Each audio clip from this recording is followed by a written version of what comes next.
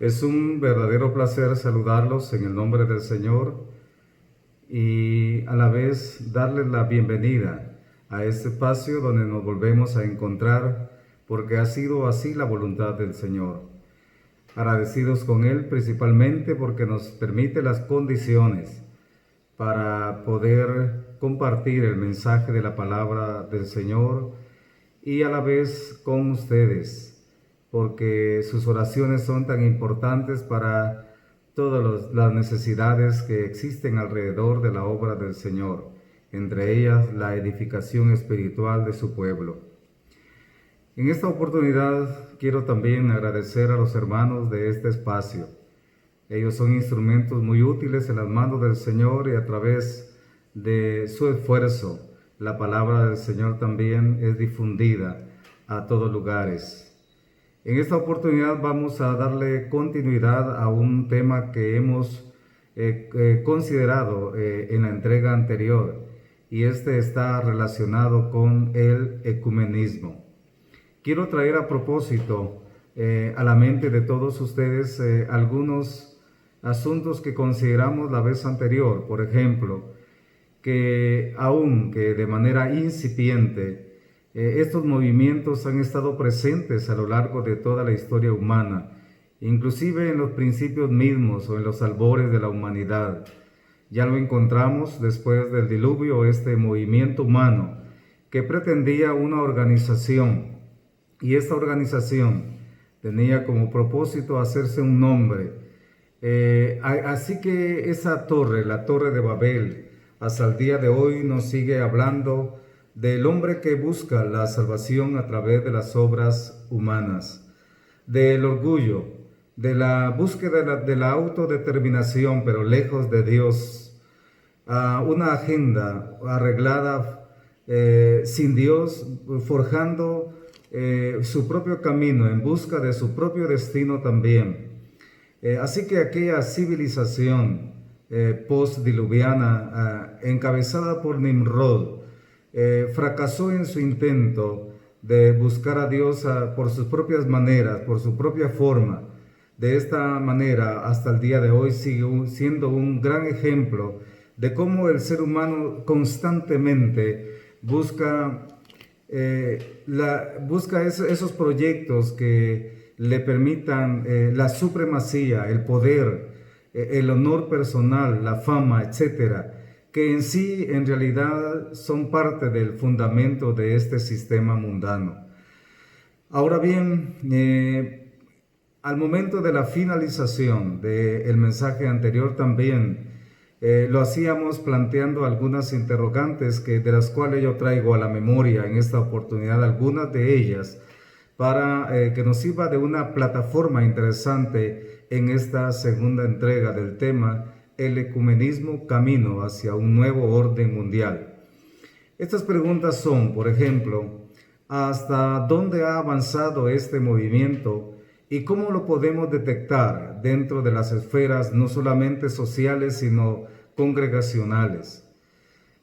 Otra pregunta es, como creyentes, ¿estamos ya en la capacidad de establecer esa diferencia importante entre una unidad mundana, un intento puramente humano, y la unidad versus la unidad bíblica que hemos aprendido de la palabra del Señor y que principalmente nuestro Señor Jesucristo mencionó, por ejemplo, en el Evangelio de Juan capítulo 17, que es un deseo expreso para la vida de su iglesia en el tiempo actual, sobre todo dentro del contexto de su pronto regreso. Quiero, con la ayuda del Señor, mencionar una palabra, oikoumene. Esa palabra significa lugar o tierra poblada como un todo. El término fue usado ya durante el Imperio Romano, cuando ellos gobernaban el mundo de ese entonces, para referirse a la totalidad de las tierras que ellos habían conquistado. Oikoumene. En los evangelios esta palabra no es frecuente, pero sí aparece, por ejemplo, en estas ocasiones. Vamos a leer el evangelio que escribe Lucas, capítulo 2 y versículo 1. Dice la palabra del Señor: Aconteció en aquellos días que se promulgó un edicto de parte de Augusto César que todo el mundo, esta palabra es oikoumene, que todo el mundo fuese empadronado. También aparece siempre en este mismo evangelio, en el capítulo 4 y versículo 5. Leemos con la ayuda del Señor. Y le llevó el diablo a un monte alto y le mostró en un momento todos los reinos de la tierra. Oikoumene. Muy bien, es bendita la palabra del Señor. Como nos damos cuenta, las implicaciones que tiene esta palabra es en realidad porque tiene una referencia exacta a cierto territorio, visto como un todo gobernado. El significado de oikoumene comenzó a tornarse muy positivo en tiempos de Constantino I, conocido como Constantino el Grande. Este convocó al primer concilio ecuménico de cristianos, ahí por el año 325 según la historia, con la participación de obispos de todo el oikoumene, es decir, a ese concilio asistieron obispos de todo el imperio para ese entonces gobernado por Roma. Así se creó un vínculo entre el concepto de universalidad de la iglesia, es decir, una iglesia sin exclusiones, una iglesia más allá de las formas de doctrina. Según ellos, ahí se creó ese concepto. Y ese término derivó en la palabra ecumenismo. El ecumenismo en realidad, si queremos encontrar una definición, es la tendencia o movimiento que busca la restauración de la unidad de las religiones, es decir, la unidad de las distintas confesiones o creencias religiosas históricamente separadas desde los grandes cismas. Si bien el término oikoumene se utilizó desde los tiempos, como le decía, del Imperio Romano para expresar al mundo como una unidad, en la actualidad esa palabra tiene implicaciones religiosas. Hubo un cambio. Si bien es cierto, la palabra tiene raíces netamente político-administrativas, después esa palabra fue utilizada con connotaciones religiosas y se usa principalmente para aludir a los movimientos que existen en el seno, al principio del cristianismo, ahora un poco más expandido a nivel mundial en cuanto a religiones. El propósito, como le decía, consiste en la unificación de las diferentes creencias religiosas separadas por cuestiones de doctrina, de historia, de tradición o de práctica. Bien, ahora que tenemos un poquito más el contexto de este término, es muy importante mencionar que en términos generales entonces el ecumenismo es un movimiento que promueve la unidad mundial entre todas las religiones a través de una mayor cooperación. Y en esto quiero detenerme unos instantes. Lo que sucede es que ellos están promoviendo una agenda común. Ellos dicen que son conscientes que en el mundo actual existen problemas grandes y graves en que la iglesia podría tener participación. Problemas como, por ejemplo, el aborto, problemas ambientales y otro tipo de problemas en que, según ellos, las creencias o las profesiones religiosas podrían tener cierta injerencia. Entonces ellos ven como una forma de cooperación entre creencias religiosas con el propósito de buscar soluciones a cierto tiempo o plazo que ayuden al bienestar de la población en común. Visto de esa manera, desde el ángulo de ellos, entonces podemos decir que un sacerdote cristiano podría invitar a un imán musulmán para hablar en su púlpito o a una iglesia para reunirse con miembros de un templo hindú, por ejemplo, para tener un servicio de oración. Total, dicen ellos que todos buscamos la paz en cierta manera, todos tenemos el anhelo de bienestar y nos podemos unir, según ellos, en estas áreas de incidencia en las cuales podemos ser útiles para también los gobiernos de cada país. Ahora es muy lícito que nosotros nos preguntemos cuáles son las implicaciones que tiene este pensamiento. No olviden que a la hora de referirse pensamiento no se los estaba afirmando, únicamente les estaba trasladando en sí el pensamiento de este movimiento ecuménico. ¿Cuáles son las incidencias? ¿Cuáles son las consecuencias, podríamos decir, de carácter espiritual que implica a un verdadero creyente? Me refiero a verdaderos creyentes unidos a la iglesia por la gracia de Dios y a través del nuevo nacimiento por el Espíritu Santo. Traemos a propósito las palabras de nuestro Señor Jesucristo. Esas palabras Él las expresó en una oportunidad.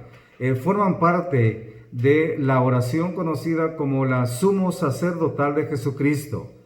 Esas palabras fueron pronunciadas en un momento histórico sumamente importante, al final del ministerio del Señor y a punto de llegar a la cruz. Su ministerio había sido muy prolífico, con prodigios, milagros. El Señor había autenticado ser el verdadero Hijo de Dios, pero ahora se preparaba para el punto culminante de su misión, llegar a la cruz y entregar su vida en vez de la nuestra, pagando el precio del rescate y cumpliendo los requerimientos de la justicia divina. Con ese fin, el Señor Jesucristo, antes de esos acontecimientos, y sabiendo que su hora había llegado, pues nos encomendó al Padre, nos puso en las manos de su Padre, rogando al Señor por nosotros. Y aquí aparece un texto que llama mucho la atención y que, por cierto, ha sido manipulado por el movimiento ecuménico para justificar una agenda en común. Leamos la palabra del Señor, capítulo 17 y versículos 20 al 21. Dice: mas no ruego solamente por estos, sino también por los que han de creer en mí por la palabra de ellos, para que todos sean uno, como tú, oh Padre, en mí y yo en ti, que también ellos sean uno en nosotros, para que el mundo crea que tú me enviaste. Es bendita la palabra del Señor. Pues nosotros hemos comprendido bien, es el deseo del Señor. Es el anhelo de un corazón en donde el sentimiento profundo de encomendarnos al Padre era tal que no le importó que el martirio estaba cerca para hacer esa petición. Estimados hermanos, la unidad del pueblo del Señor ha sido el deseo del Señor siempre. Así que todo movimiento que atente contra esa unidad, todo movimiento que cause división en el seno de la iglesia es un movimiento condenable desde todo punto de vista. No hay justificación, no hay excusa. Todos aquellos que causan división en la iglesia están atentando en contra del deseo del Señor. Ahora bien, en relación al tema que estamos tratando, el ecumenismo pretende la unión de las religiones para que todos queden bajo el dominio con la excusa y mala interpretación de este texto bíblico que acabamos de leer. Nos preguntamos, ahora es muy importante que nos hagamos algunas preguntas. ¿Se refería el Señor Jesús a que todas las religiones se volvieran una? No importando que muchas adoren imágenes, religiones que están relacionadas con el ocultismo y que también son religiones en rebelión hacia la misma palabra del Señor. ¿De esto se trata el pensamiento del Señor? Hermanos, definitivamente no. La respuesta es que no, y es categóricamente no, ya que está más claro que la unidad a la que el Señor hace referencia en el Evangelio de Juan, capítulo 17, no es a la unidad de las religiones, ya que su mismo Espíritu fue el que dijo, es decir, el Espíritu Santo dijo que tal unidad es imposible. Por eso es muy importante analizar la palabra del Señor en su contexto adecuado. Y encontramos, por ejemplo, citas bíblicas como la de segunda carta de Corintios, capítulo 6 y versículo 16. Y ahí dice: ¿y qué acuerdo hay entre el templo de Dios y los ídolos? Porque vosotros sois el templo del Dios viviente. Como dijo: habitaré y andaré entre ellos, y seré su Dios, y ellos serán mi pueblo. Es bendita la palabra del Señor. Está claro. El principio de separación recorre la palabra de Dios. Hermanos, el principio de separación está presente desde la creación misma, cuando Dios separó la luz de las tinieblas. Tanto la luz como las tinieblas no pueden cohabitar. Y por eso el Señor nos llama a nosotros que somos la luz del mundo, porque nuestra implicación, es decir, nuestra participación como embajadores de Él, tiene resultados inmediatos también y efectos importantes sobre la vida del mundo, pero en relación al tema espiritual. Entonces, viendo a través de la misma palabra del Señor que la unidad del creyente no debe ser con las religiones idólatras, entonces encontramos, por ejemplo, otro texto bíblico que es muy importante y que localizamos en la carta a los Efesios, capítulo 4. Dice la palabra del Señor de esta manera, versículo 3, solícitos en guardar la unidad del Espíritu en el vínculo de la paz. Y enseguida menciona 7 factores de unidad para que los cristianos tengan presente que esos 7 factores de unidad los deben de guardar siempre. Ahora bien, ¿qué significa ser solícito? Es ser diligente en guardar la unidad del Espíritu. Estimados hermanos, todos hemos sido informados, todos hemos sido enseñados ampliamente que nosotros no creamos la unidad. La unidad fue creada por el Señor a través de su Santo Espíritu. La unidad que como creyentes nosotros gozamos tiene una base bíblica, tiene una base doctrinal. Y esta unidad, estimados hermanos, es un reflejo de la unidad divina, Padre, Hijo, Espíritu Santo, como dijo el Señor en el Evangelio de Juan 17 que leímos, que sean uno así como tú y yo somos uno.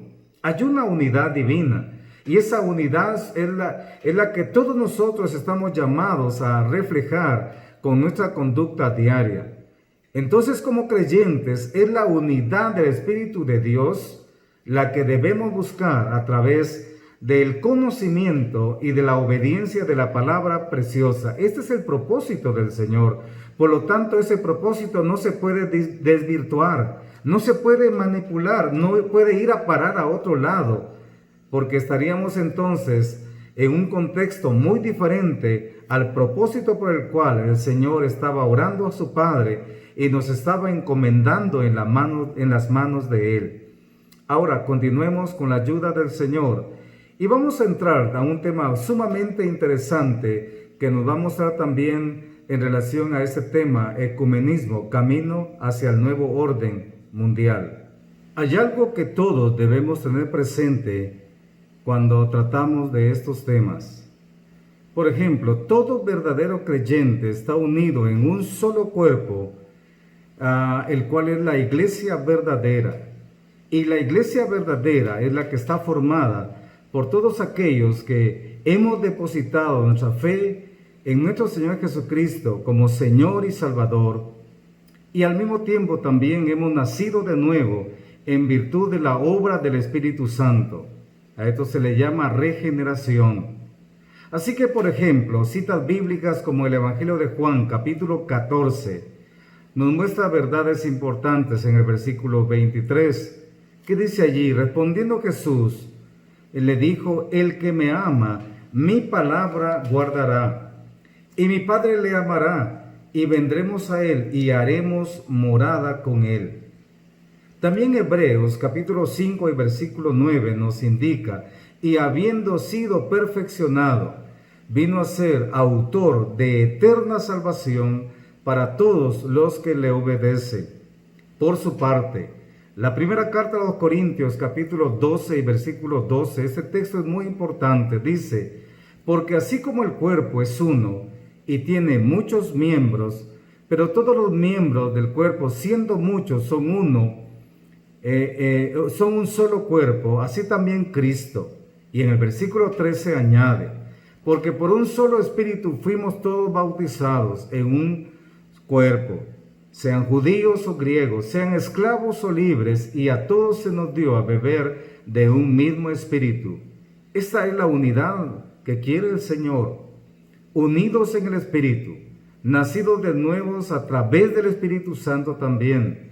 Esa identidad cristiana, una identidad que tenemos en el Señor, que nos hace ser hechos hijos de Dios, una identidad que llevamos por el mundo y que utilizamos también para presentarnos como creyentes y que al mismo tiempo somos portadores del mensaje de las buenas nuevas de salvación.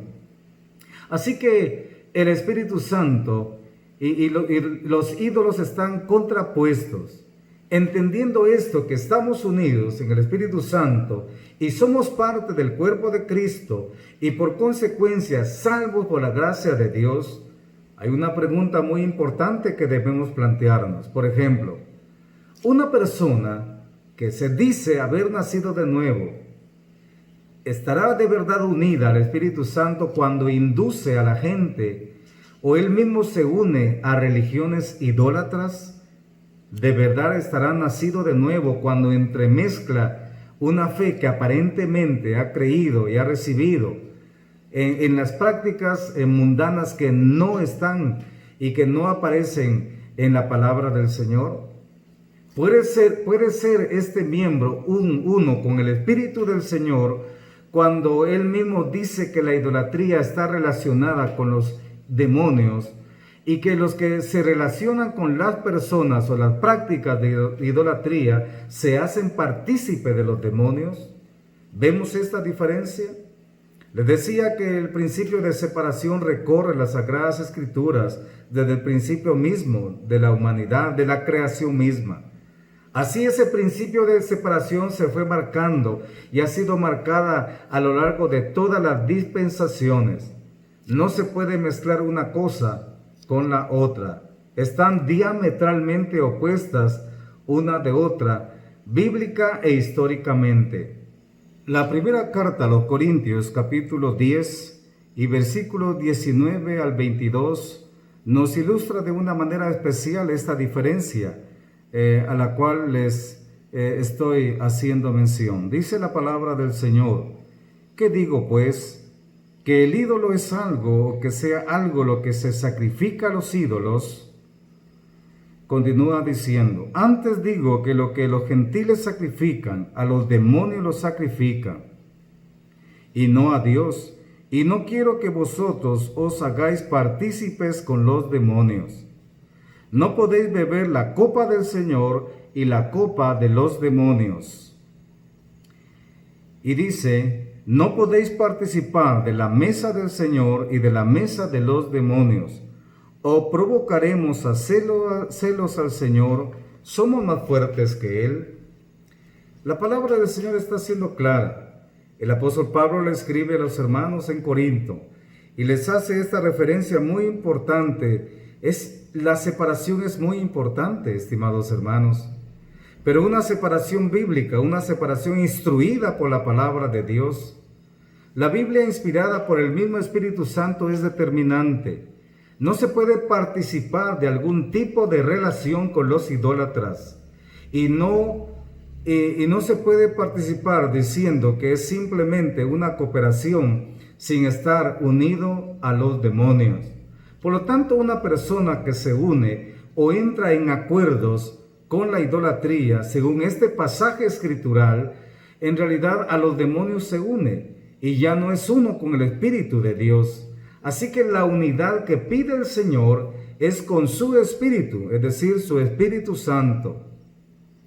Y su Espíritu Santo llama demoníaca a la idolatría. Por lo tanto, si queremos andar en el camino de obediencia al Señor, debemos de huir de en medio de los idólatras para que Dios nos pueda tratar como su pueblo y podamos llevar una vida de bendición y unidad con el Señor.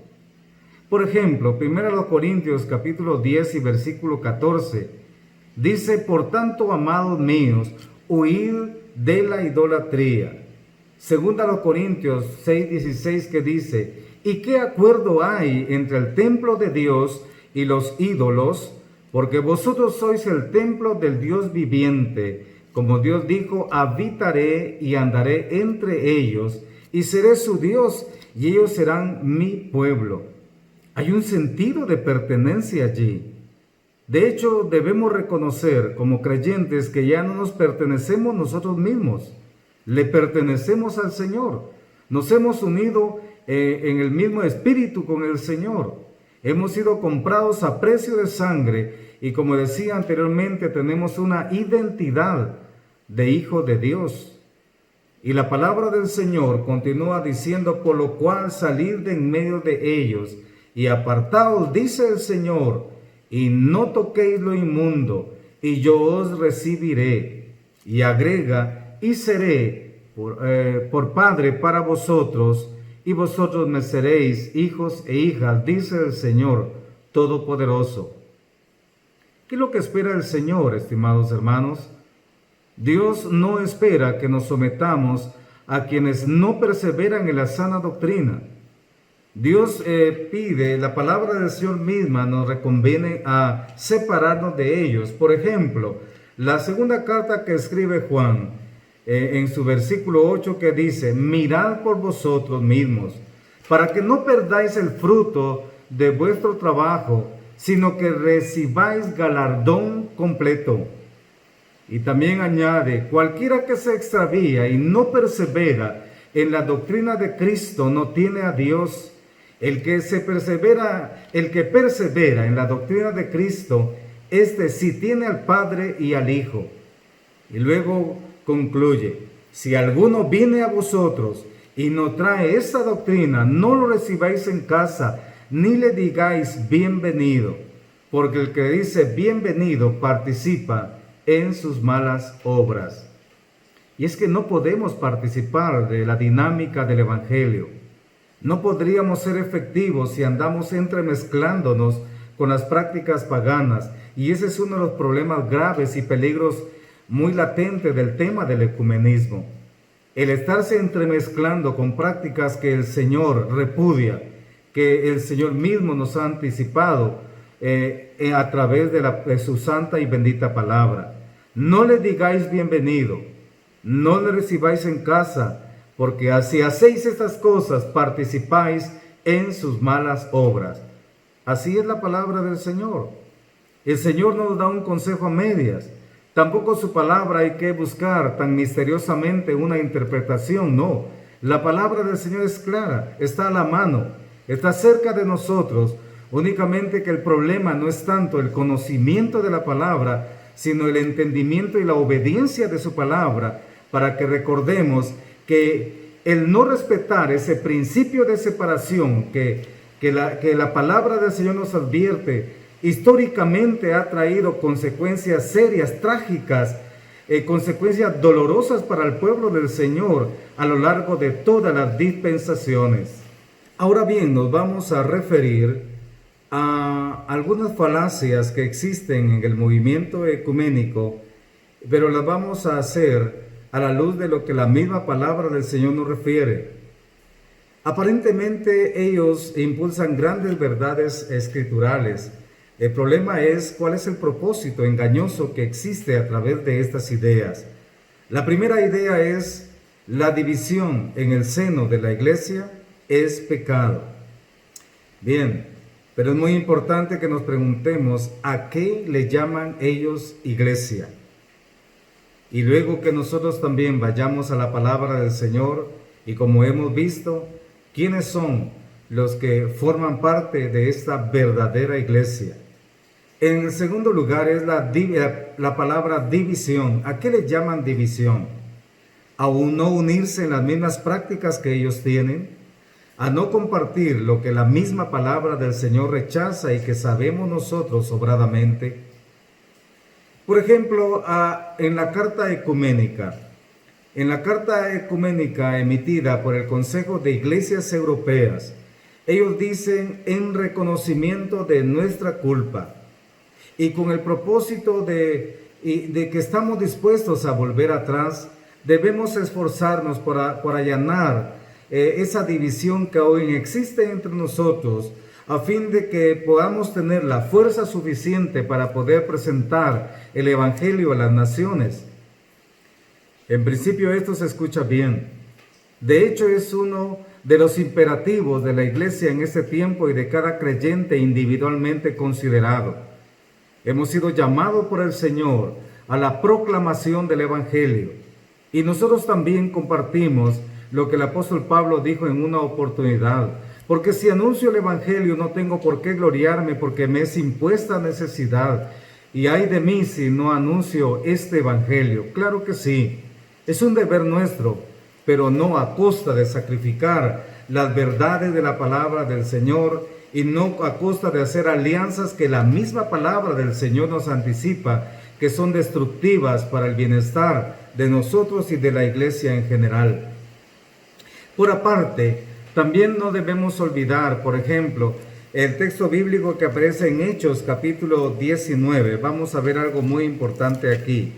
Y vamos a ver esta conducta que en la palabra del Señor aparece en referencia a estos discípulos que sembraban la verdad del Evangelio en los corazones en los tiempos de la iglesia primitiva. Dice la palabra del Señor, Hechos 19:9. Pero endureciéndose algunos y no creyendo, maldiciendo el camino delante de la multitud, se apartó Pablo de ellos y separó a los discípulos discutiendo cada día en la escuela de uno llamado Tirano. ¿Vemos el tema de la separación? ¿Por qué se separó el apóstol Pablo? Simplemente porque no compartía con aquellos que maldecían el camino, maldecían la labor de ellos, la proclamación del Evangelio. Bueno, nosotros no necesariamente vamos a esperar que aquellos grupos maldigan lo que nosotros, o el fundamento de nuestra fe. No, pero cuando vemos esas marcadas diferencias que no van en el mismo camino que el Señor nos trazó, no podemos ir en pos de ellos. ¿Y qué nos dice Gálatas? Veamos en Gálatas capítulo 1 y versículo 8, dice la palabra del Señor: mas si aún nosotros o un ángel del cielo os anunciare otro evangelio diferente del que os hemos anunciado, sea anatema. Mire qué importante es la palabra del Señor. No podemos usar de pretexto si tenemos la palabra, la que nos ilumina, la que alumbra nuestro entendimiento, la que nos anticipa sobre alianzas extrañas y peligrosas que como pueblo del Señor podemos tener mucho cuidado con esto. Es muy importante. Por ejemplo, 1 Corintios capítulo 11, vamos a ver estos versículos que llaman mucho la atención. Aquí seguimos en el mismo sentido de la separación. 1 Corintios capítulo 11, versículo 18 dice: pues en primer lugar, cuando os reunís como iglesia, oigo que hay entre vosotros divisiones y en parte lo creo, porque es preciso que entre vosotros haya disensiones para que se hagan manifiestos entre vosotros los que son aprobados. El apóstol Pablo le habla a los hermanos de la iglesia en Corinto. No estaban de acuerdo, ellos tenían que ponerse de acuerdo, pero es muy importante cuestionar, estimados hermanos, lo que hacemos. El creyente debe ser hoy en día un creyente de convicción. El creyente que no estudia la palabra de Dios es un creyente que está condenado a ser seguidor de hombres, a decirle amén a todo lo que escuche, a todo lo que vea, sin escudriñar la palabra de Dios. Hoy más que nunca debemos imitar a aquellos antiguos de Berea que escudriñaban para ver si las cosas eran así.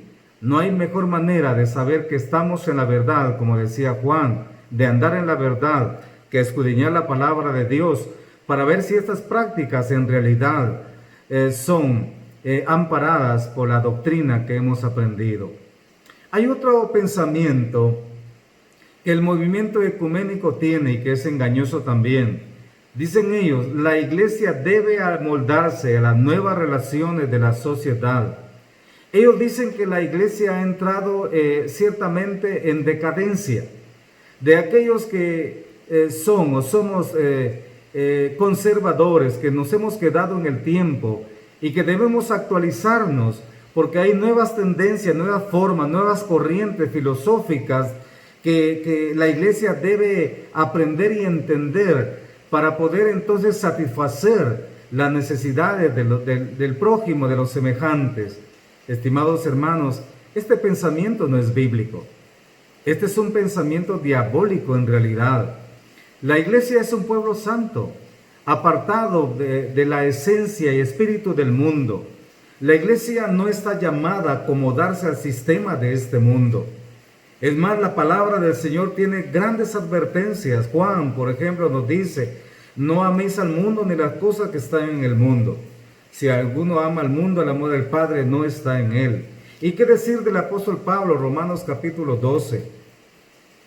Él nos dice: mas ruego, hermanos, que presentéis vuestros cuerpos en sacrificio vivo, santo, agradable a Dios, que es vuestro culto racional. Y no os conforméis, es decir, no se adapten a este siglo, a este mundo. Antes bien, transformaos por medio de la renovación de vuestro entendimiento, para que experimentéis cuál sea la buena voluntad de Dios, agradable y perfecta. Bien, estimados hermanos, la iglesia no está llamada a hacer alianzas mundanas. La iglesia debe conservar el estado en el cual fue llamada, para que su dinámica en la proclamación del Evangelio se mantenga, para que sea el poder del Espíritu Santo que se manifieste en ella. Ya recordamos la palabra que Santiago nos expresa en su capítulo 4 de esa carta y versículo 4, que dice: oh almas adúlteras, ¿no sabéis que la amistad del mundo es enemistad contra Dios? Cualquiera pues que quiera ser amigo del mundo se constituye en enemigo de Dios. Estimados hermanos, la iglesia no está para copiar tendencias, no está tampoco para moldarse a las modas que hoy están y mañana pasan y luego vienen otras. No, la iglesia es el pueblo llamado a ser santo por Dios en virtud de esa unidad espiritual que tenemos en Él. Otra mentira del movimiento ecuménico es: la unidad de la iglesia puede otorgar influencia política. De ahí que ellos anden promoviendo leyes que tiendan al bienestar común. Pero la pregunta es: ¿le corresponde a la iglesia tener injerencia política? ¿Ese es el llamado del Señor para su iglesia? La verdad no. Todos aquellos creyentes que se han unido a esos movimientos, en realidad no promueven desde ese ámbito en el cual ellos han entrado, se vuelven creyentes inútiles que han perdido la identidad, la dinámica a la cual hemos sido llamados por el Señor. Luego vienen ellos siendo contaminados por la corrupción y otros males propios, y entonces esa identidad ya no es visible y ya no se puede tener, ya no se puede ser eficaz para cumplir el llamamiento del Señor.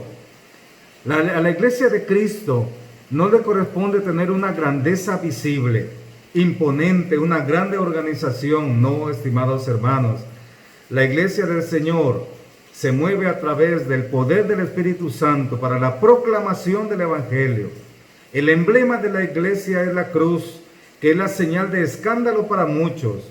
Esa es la influencia positiva que la iglesia puede ejercer en este mundo vil, miserable y perdido, iluminándolos a través del Evangelio, principalmente a través del Evangelio conductual, es decir, de nuestro testimonio personal. Esto significa entonces que la fuerza de la iglesia no es económica, no es política. La fuerza de la iglesia es espiritual, manifestada a través del poder del Evangelio para alcanzar más almas perdidas y llamarlas al arrepentimiento y a reconocer a Cristo como Señor y Salvador. La iglesia no debe olvidar la identidad que ha sido llamada a tener y la enseñanza del ejemplo supremo de Jesucristo. El Señor es el modelo perfecto. No olvidemos que Cristo no se identificó con los movimientos religiosos de su tiempo. Es más, creo que a la luz de la palabra del Señor podemos asegurar que Cristo fue un hombre diferente para la época en la cual le tocó vivir. No se amoldó, no contemporizó, mantuvo una identidad que era necesaria para el cumplimiento de su misión, y esa misión la cumplió a cabalidad, completamente, hasta llegar a la cruz. Por eso la palabra o las palabras consumado es, realmente tienen un alto significado para la vida del creyente en este tiempo. El creyente que quiere contemporizar con el sistema de este mundo, en realidad debería plantearse si de verdad está fundado en la verdadera fe de nuestro Señor Jesucristo. No olvidemos la palabra del Señor: mi reino no es de este mundo. Si mi reino fuera de este mundo, mis servidores pelearían para que yo no fuera entregado, pero mi reino no es de este mundo. Qué importante las palabras del Señor. Debemos recuperar esa identidad y recordar también que el llamado del Señor es para que mantengamos un principio de separación. Hay otra falacia también, otra mentira, otro engaño del movimiento ecuménico. Ellos dicen la unión de todas las religiones llevará a la paz mundial. No hay época en la historia humana que el hombre haya deseado tanto la paz como la época actual. Y hemos dicho en otras oportunidades, esto es una ironía. Mientras el hombre más desea la paz, más se arma para la guerra. Mientras más anhelo hay de paz, el hombre más prepara estrategias para poder defenderse de sus enemigos. La historia del hombre es la historia de la guerra realmente. Hubo alguien que vino, y este es nuestro Señor Jesucristo, y Él dijo, mi paz os dejo, mi paz os doy, yo no la doy como el mundo la da. Eso es muy importante. Realmente la última paz que alcanzarán los hombres será una paz en apariencia. Cuando digan paz y seguridad, como dice la palabra del Señor. Hay algo muy importante, estimados hermanos. Si nosotros como creyentes buscáramos la paz en el tiempo actual, entonces sinceramente estamos equivocados y no conocemos de la palabra del Señor. La misma palabra del Señor nos revela que existe un programa preestablecido por el Señor. No habrá una paz verdadera, sino hasta que un día el Señor la establezca en su reino milenial, en donde le enseñará al hombre la paz y la justicia, la cual nunca tuvo en ningún gobierno humano hasta ese entonces. Así que no debemos olvidar esto. Hay una pregunta importante. ¿Son correctas y bíblicas las iniciativas ecuménicas? ¿Debemos involucrarnos con otros llamados cristianos en estas iniciativas a nivel local, a nivel departamental o a nivel nacional? La respuesta es no. Por supuesto que la unidad de los cristianos verdaderos es importante. El Señor nos invita a estar unidos. Salmo 133, 1. Mirad cuán bueno y cuán delicioso es habitar los hermanos juntos en armonía. Evangelio de Juan, capítulo 17, que hemos leído, para que sean uno, así como tú y yo somos uno. O también carta a los Efesios, capítulo 4, versículo 3, solícitos en mantener la unidad del Espíritu en el vínculo de la paz. Esta es la unidad a la cual nos llama el Señor. Un pueblo unido por el Espíritu será un pueblo eficaz en el cumplimiento de los mandamientos del Señor. Estaremos realmente cumpliendo el deseo del Señor y podremos participar de manera activa y ser instrumentos útiles para la gloria del Señor en cualquier ámbito en el cual nos podamos desenvolver. Ahora, estimados hermanos, estamos llegando a la conclusión de esta entrega y hemos visto desde el mensaje anterior y informaciones generales sobre este movimiento. Por supuesto, hay información que no hemos podido transmitir por causa del tiempo. Sin embargo, debemos tener presente la verdad. Recuperemos el camino, volvamos a las Sagradas Escrituras. Allí encontramos el deseo del Señor. Cristo pronto viene y nosotros no debemos olvidar que la venida del Señor, más que un mero conocimiento, debe ser un acontecimiento que modifique hoy nuestra actitud. Que podamos atender al llamado del Señor, como dice el Evangelio de Marcos, mirar, velar y orar. ¿Por qué? Porque el Señor está pronto.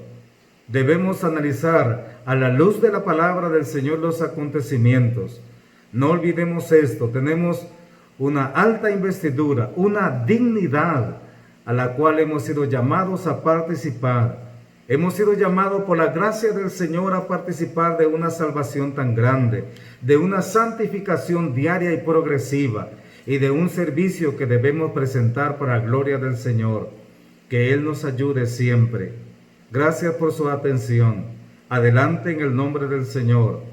Por hoy, mi deseo es que el Señor los bendiga y los guarde siempre y Él nos permita una nueva oportunidad para volvernos a encontrar. Hasta entonces.